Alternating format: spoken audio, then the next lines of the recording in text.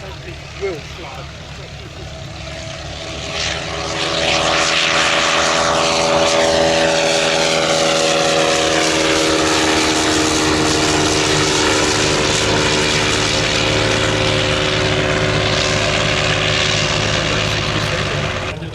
conservative test pilot, and he actually looped the aircraft 3 times on its first flight and had that much confidence in the machine. The aircraft ended up going to the Naval Air Service rather than the Royal Flying Corps, and it was massively successful in a very short space of time.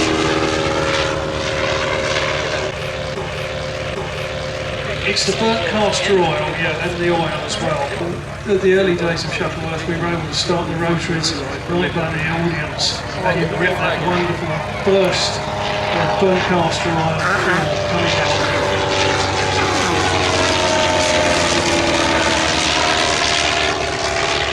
This aircraft was one of the creations of the Northern Aeroplane Workshops, who are now sadly defunct, and the same stable that produced Camel, and also the Bristol NYC Scout. Triplane was rated by many British pilots as the best and most delightful aircraft to fly produced in the First World War.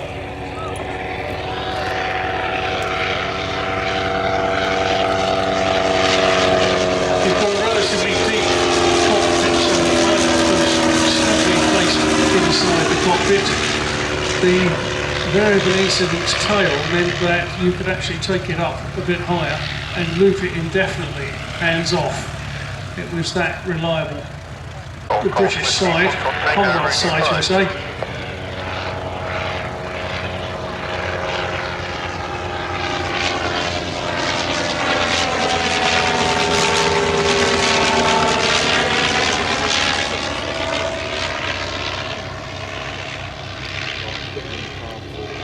It grew out of the standard Sopwith design process, the holy trio of Tom Sopwith, Fred Sigrist and Harry Walker, but they incorporated a new character, Herbert Smith, who actually put some organisation into the design and production process. Although only 150 or so aircraft were built, it was the start of the mass production that was so successful when the Camel went into production. He was so impressed by Sopwith Triplane that he asked Anthony Fokker if he could produce a similar aircraft with similar characteristics.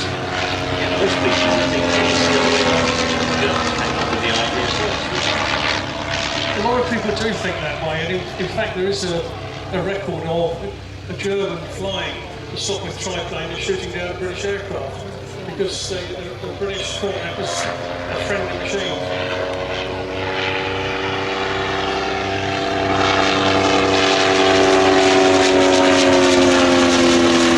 Came from another part of history, one of John Woodcock, later to fly the Atlantic with Arthur Whitman Brown, flew a triplane in the Aegean.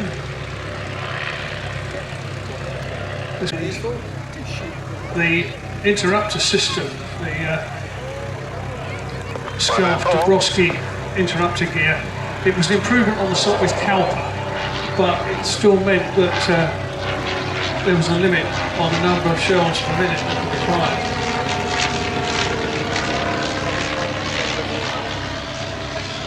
Joining it in the sky,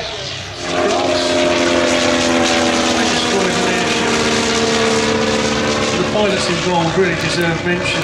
Briggs, Babington and Seep.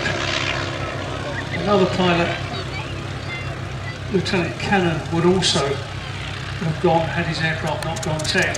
They flew the incredible distance of 250 miles. Its other key role was the place called Gospel, where one R.R. Smith Barry was asked to establish a flying training school, not for pilots initially, but for instructors. The Admiralty, the Royal Aircraft Establishment, and the 504 continued in post-war RAF service until it was withdrawn in 1934, replaced by the Avro. Because whoever needs that food, you ask Georgia, she found it, but you never ever asked her where she came.